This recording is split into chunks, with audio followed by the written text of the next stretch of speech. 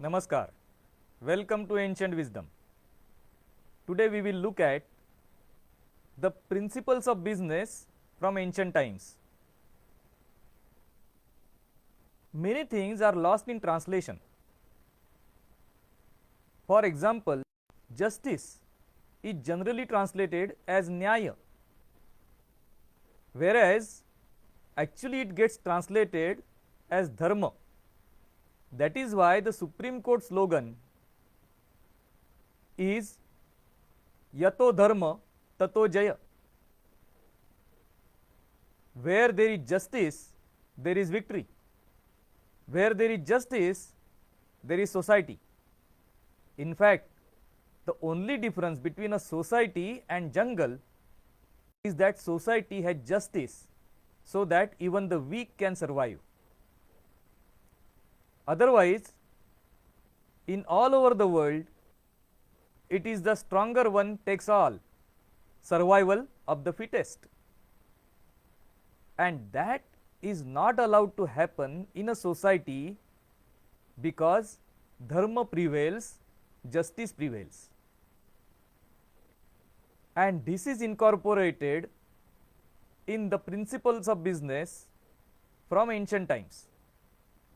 So, the first principle of business is that honesty, integrity and pride in doing what you are doing. Whatever activity you do, you might be a trader, you might be a blacksmith, you might be a locksmith, goldsmith or even a cobbler. But you got to have pride in what you are doing, and that pride will bring in automatic integrity. The product that you make will always be of best quality that you can produce, and over a period of time you will strive for excellence. One of the examples that is given here is that of Chinese Vaidya or doctor. When the child is born, the Chinese Vaidya, he comes home, he checks the nadi and the hand of the child, also makes his patrika, and then he gives the family a list of things to do and don't, and the foods that should be given and the foods that should be avoided. Because as far as they are concerned, till the age of 2 years, food is the only variable that decides the health of the child. Having done this, if the child takes ill, the Vaidya treats the child without taking any remuneration or fees. That is the kind of confidence he has in his prescription, the pride and the integrity, and this has been there till recent past. The second principle is settling debts. Today many a times we see people take bank loans, especially big industrialists, without any intention of giving it back. Such kind of loans were looked down upon in ancient times, and at the time of Diwali, the books are to be rebooted in today's parlance. That is, everything is to be set to zero. Those who cannot repay their debt, write those debts off and start the new year with a new page. At the same time, the counter principle followed, that if you did not pay your debts, you would take birth again and again to repay that debt. So the person who is a debtor would try his best in the next year to repay the debt in one way or the other. And the third principle follows, that the debt continues in the family.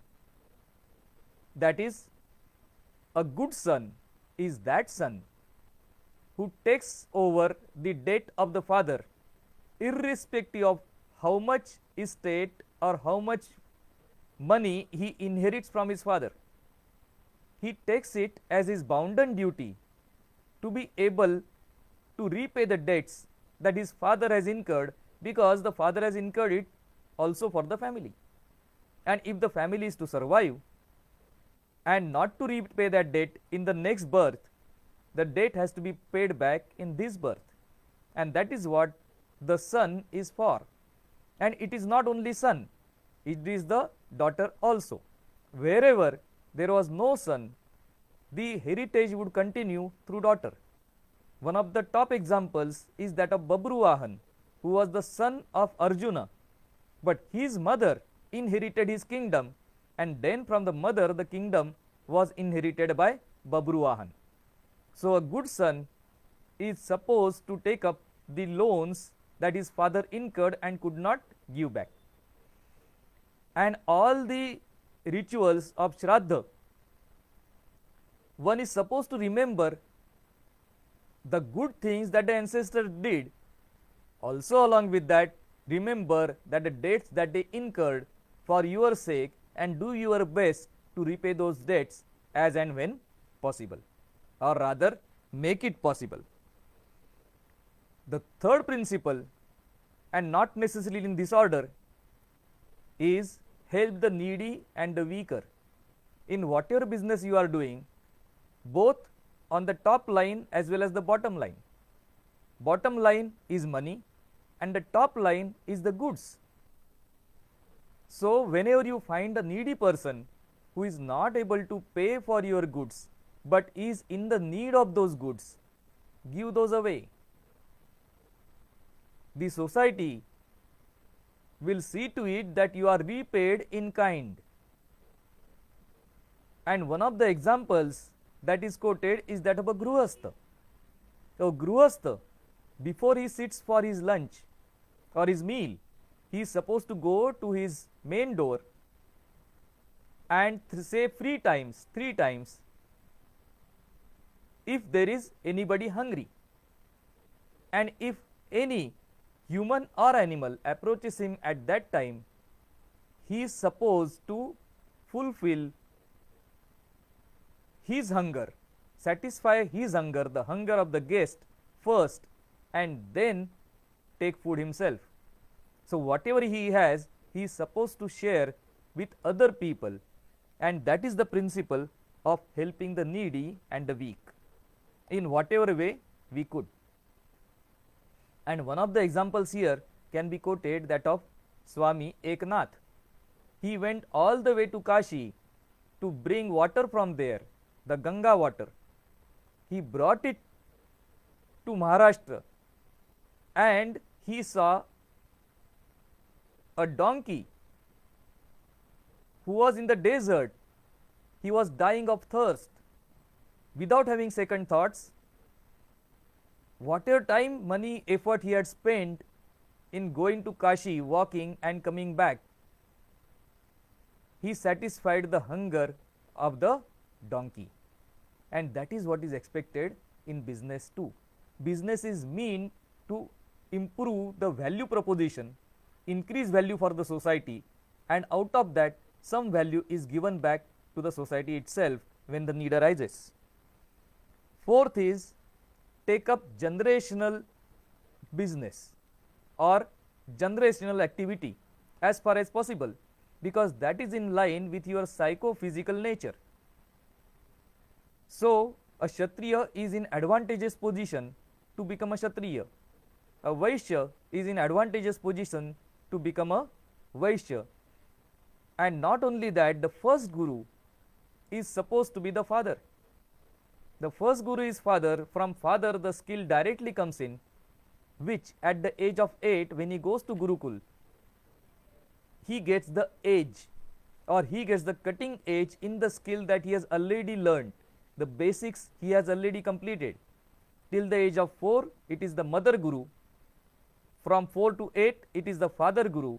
From 8 to 20, it is the Guru, Gurukul Guru, who is the Guru. And then at the age of 21, the person is ready to face the world with a skill in which he has excelled. And the fifth, not the last, but the fifth, is taking over the profession or remaining in the city where the family was, because that is where the goodwill has been created. And not only that, this is where the profession is bifurcated from way of earning money. So, earning money and profession become separate because the money comes in because of the goodwill and the tradition that has been there. So, that is already assured, and you cannot make super normal profits at the cost of the people in your village, because most of the things were on barter.